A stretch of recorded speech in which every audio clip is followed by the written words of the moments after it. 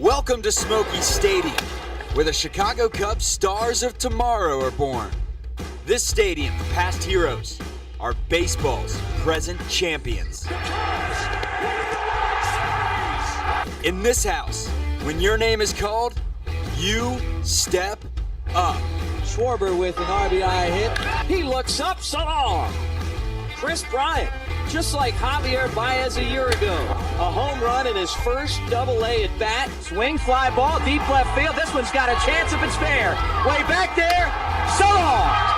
Ball game over. Smokies win. What do you say? This house is witness to historic performances. Jokic no hits the Suns tonight. In the outfield. Oh my, what a grab. And on the base pass. In this stadium, we play until the final out. Swing, there's a line drive, base hit, and the Smokies score 8 times, and they stun the Braves. They were down 7-0 going into the bottom of the ninth. This is America's friendliest ballpark. For the next 30 minutes, we're giving you the best seat in the house. Bear Trax starts right now as we bring you inside Tennessee Smokies baseball. Welcome into Bear Trax, our inside look at Tennessee Smokies baseball. He's Charlie Walter. I'm Mick Gillespie. You know us maybe from the Smokies radio broadcast and then, of course, right here on this television show. This is the final episode. It's hard to believe Season 2 is already in the books. Charlie, we're going to have a look back on all the fun times we had putting the show together. Yeah, this is our best of segment. What a fun season it was. And it started early. Started with Star Wars night, everyone's favorite promotion. We got into it as well, dressing up as, what do we call it, the Red Squad fighter pilots in the pregame? Yeah, you came into the booth and you said, hey, why don't we do this? And I said, okay. I just didn't realize so many people would take pictures of us. I guess we look pretty authentic. Yeah, they loved it out on the concourse, and that really sparked a season full of hijinks between the two of us. So let's take a look back and see what a fun night, Star Wars night at the ballpark was. It may be most fans' favorite promotion of the season, but it's not just the people in attendance that get into Star Wars night. Here's the pitch to Bodie. Swing, line drive, base hit, left field. That'll score Vossler, and the Smokies take a 5-0 lead. Star Wars Night is by far our biggest promotion of the year. It's always a crowd pleaser, which is why we always get the biggest attendance on those nights. So overall, cool night at the ballpark. We tie it together with Star Wars themed fireworks, to jerseys, to characters walking around the ballpark. This year's Star Wars Night drew 7,958 fans to the ballpark. That's the largest crowd in stadium history. Absolutely one of the best nights that's since I've been with the organization. You know, again, we set an attendance record and just an electric night. I mean, unfortunately we didn't win the ball game, but it's still a great ball game in and of itself. I think went by a little faster than we had hoped, but yeah, it was a great night. And again, probably the best night. I'd say it was the best night since I've been with the company. The dark side was trying to corrupt young Jedis all night long, shades of Anakin Skywalker. The concourse was filled with characters and the atmosphere full of family fun entertainment. You know, the Regal Entertainment Group does a fantastic job supporting us for that night. It's a great tie-in. We have the lightsaber giveaway, we have characters roaming the concourse, and it's our first fireworks show this year, which made it extra special. But it's second to none. We put a lot of effort into that night, and the fans come out for it. So Star Wars Night was the largest crowd in stadium history, but it didn't last too long because later in the first half, when the half was winding down, we had Jimmy Buffett Night. Yeah, it turned out to be the largest attended game in the history of the stadium. So that was fun. But when the pregame show started, there was a dance routine that I think got everyone excited about the experience that was going to happen that night. Jimmy Buffett Night. Roll the tape. For the first time in Smokies Stadium history, more than 8,000 fans packed the ballpark. 8,162, the official number in attendance, and they were treated to a fantastic Jimmy Buffett tribute night. It started in pregame, where one of the best coral reef dancing groups made the trip all the way from Kokomo.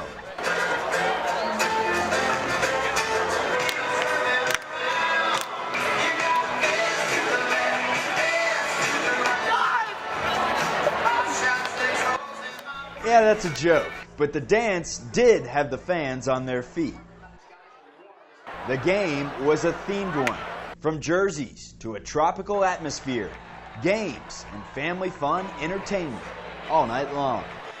After the game was a fireworks show.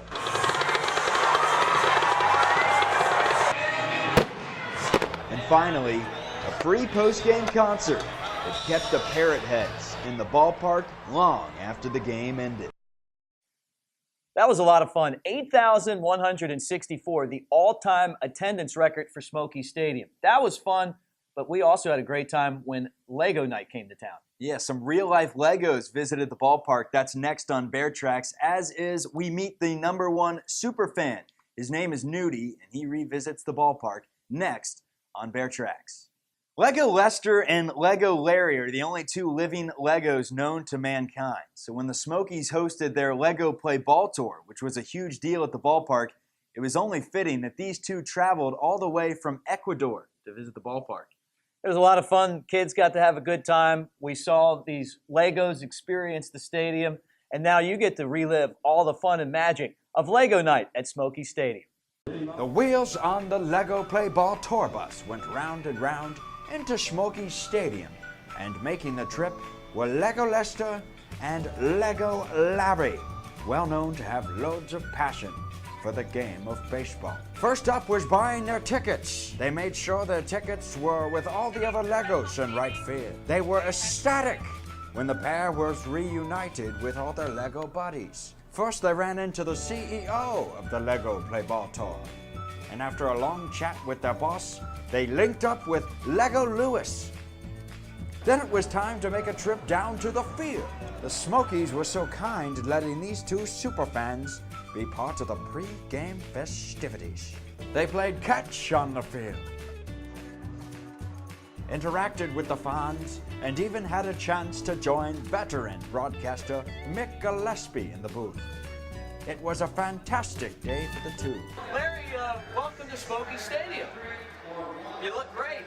Really neat to see real-life Legos at the stadium, but who are those weirdos? I don't know, but the big one did have a pretty good arm. For many years, Mason Millsaps has been a regular member of the Smokies bullpen. He's also been one of the greatest fans in our team's history. So, Charlie, when you came to me and said, hey, let's do a feature on Nudie, that's his nickname, I thought it was a great idea. But when we had the opportunity to meet and see him, it turned out to be one of the best days that I can remember having at Smokies Stadium. He did a fantastic job. Yeah, he had such a good time. His parents were so appreciative that we gave him the opportunity to come on the field and lead the pregame stretch and everything. But it was really him that impacted us, not the other way around. We just left with smiles on our face. And you're sure to have a smile on your face as well when you meet Nudie and see what he got to do at the ballpark. He goes by Nudie, and he may be the Smokies' #1 fan. But to Smokies players, his presence means much more. Oh, that's just another one of our pitchers. You know, sometimes you're having a bad day or maybe you have a couple bad outings. When you see him and his smile and just his personality and what he brings to the field every day, it just kind of brings you up. Mason Millsaps was born with cerebral palsy, along with other chromosome disorders. While the disabilities affect his motor skills and mental capacity, what the condition hasn't been able to take from him is his passion for the game. This is what he loves. It's what he lives for. You know, he would live here if he could. You know, he's just a special kid. I mean, obviously he hasn't been dealt a great hand in life, but you wouldn't know it because he just goes about his business and is awesome to be around and has a ton of energy and is really one of our best fans. Mason has a special bond with the men from the pen. Each and every game he attends, you look down the third base line, and there's Nudie, the bullpen spirit coach. He keep it light. It can be a tie game or something, and we probably should be paying attention, but we might be messing with him. So I guess he just keep the mood light. Just one of the guys. He's always out there cheering us on, giving us pointers, taking our gloves and showing us how to do it the right way. Next up for Nudie, the complete pregame experience. First up, of course, some good luck hugs for the boys. Next was a batting session on the field. Nudie wanted his cuts as well. Then it was stretching for the Smokies. Time to loosen up the arm before catch on the field. Nudie just couldn't wait that long. Then it was Nudy's favorite part of the day, playing catch with his favorite players, using the glove that he received from one of his idols. For some reason, he just found a special attraction to my glove, and I felt it was only right to give it to him. And I knew I wasn't going to use it, and it would mean a lot to him to get it. Mason hasn't let it go since. He slept with it every night. Lastly, it was only fitting that he met the voice that he'd been listening to on the radio his entire life. He loves Mick's voice. It's kind of soothing to him. And he'll be just about asleep or just fall asleep, and Mick will call a really exciting play, and he'll wake up just clapping.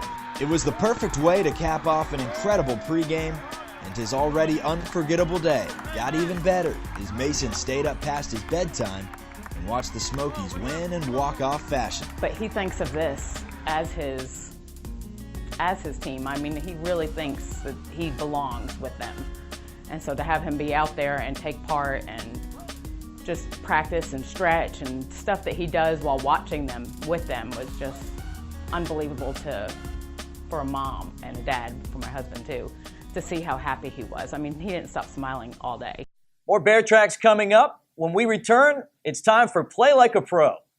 Hey everybody, I'm Mick Gillespie with Jacob CRUZ, our final edition of Play Like a Pro. And it's been a great season. We've had Jacob and some of the other Smokies players and coaches join us to really talk about the finer points of playing the game of baseball.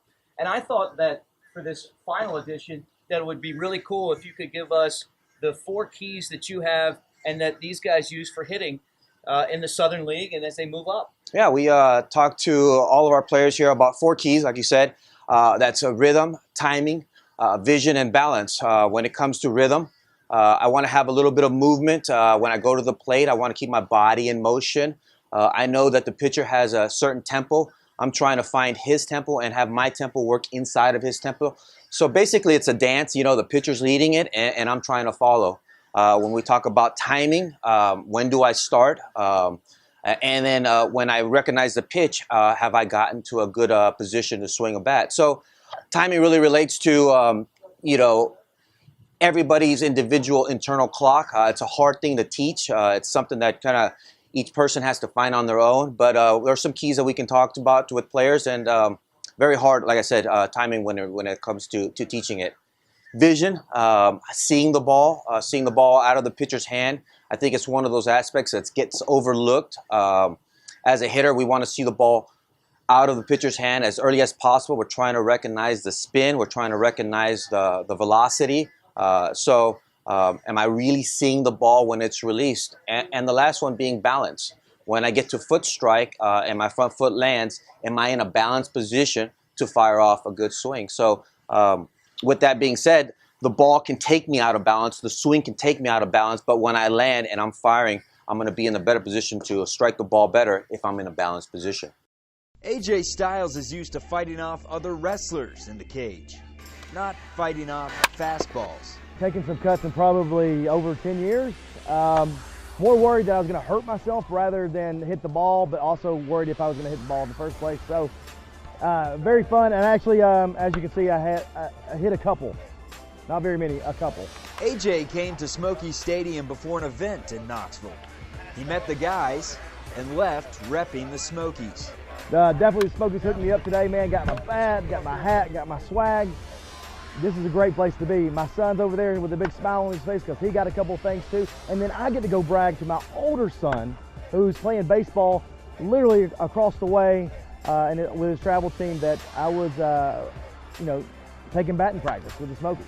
The last few years have been a huge success for Styles, and while he's been dubbed as the phenomenal one around this team at this ballpark, he was just one of the guys. My son wouldn't be happy if he see me batting right now. My son, it's nice to be known for what you do. A lot of times when I told someone what I did, they never really knew. All they knew was like WWE, and now it's like I don't have to tell them, they already know. That's a cool thing to know that all your hard work has paid off and you've actually made a name for yourself that people actually not only know but know your face because of. AJ Styles visiting Smokies Stadium was just one of the many incredible things that we saw in this ballpark, but we had the chance to see some incredible venues this year And we showed them off on this season of Bear Trax, and it started with our ballpark tour of Birmingham. Brand new stadium, only a few years old, and so many amenities, places to watch the game. You got the city skyline. That's a must check out if you're going to see any stadium in the Southern League. AT&T Field isn't nearly as new as Birmingham, but still a great place to watch a game. Behind the press box, they have a view of downtown, and then in the ballpark, you see all the mountains that make Chattanooga such a beautiful venue. But your favorite is Montgomery. Yeah, I love Montgomery. It's the history that goes with the stadium. It's in downtown. It's helped revitalize that area. It's right on the Alabama River. There's an amphitheater there. And then you got all the history. It was built on a site where there was a Whistle train stop for years. And before that, during the Civil War, it was actually the exact spot where there was a Confederate prison. So it has a lot of history there. The suites are fantastic. I like the views of that ballpark. And my favorite thing about it is the trains. Well, my favorite stadium was the baseball grounds of Jacksonville. Really cool checking it out down there. Not only was Jacksonville one of my favorite cities to visit in the Southern League, but it was such an incredible venue to watch baseball. Sightlines were incredible. The amenities there, like the Tiki Hut, were fantastic. You have the Jacksonville Jaguars Everbank Field within an eye shot right over right field and that crazy right field wall that dips down. And not to mention, it's the largest stadium in the Southern League at over 11,000. If you're ever in Jacksonville, you got to check out a game, especially if the Smokies are in town. That does it for our ballpark tours this season. Thanks to Mick Gillespie for being a great tour guide. We'll do it again in Season 3 of Bear Trax. It's not every day that we get a chance to talk to a World Series MVP. Great to see Ben Zobrist. Before we talk about the World Series and some of the things that you've accomplished, you've really relied on your faith. And in Nashville, Tennessee, you're a big member of the religious community. Yeah, I mean, I've had a chance to share my faith a lot with people through baseball, which has been a great opportunity to do that. You know, I try to just go about my business in a respectful way and in a way that honors and glorifies my Savior, and you know, hopefully I can do that and continue to do that. But the game has just afforded us some great opportunities to experience a lot of different people, cultures, you know, even different faiths, and you know, it's been a blessing for me to get that experience outside of where I grew up in Illinois and in Nashville, and you know, just looking forward to continuing to get to know people throughout the baseball community. How's that helped you in your career? Oh, I think you know, I think just the experiences I've had, God has really used you know, the game, I think, in a way as a crucible of sorts for my heart at times. You know, you go through ups and downs, and you know, you really have to depend and rely on God as opposed to yourself when you're in weak points. So anytime you're injured, anytime you're scuffling on the field, you know, you have ups and downs, and you just really have to find strength sometimes outside of yourself. And for me, that's been my faith in Christ. Hello, I'm the Rally Ranger. I'm here with Homer, and believe it or not, we're in Gatlinburg testing people's knowledge about the Tennessee Smokies. Let's go. Excuse me, cute couple over here. I got a question. For two Smokies tickets, who won the 2016 World Series championship? I don't know. The Chicago Cubs, okay? Take these two tickets and go learn about baseball. We'll see y'all later.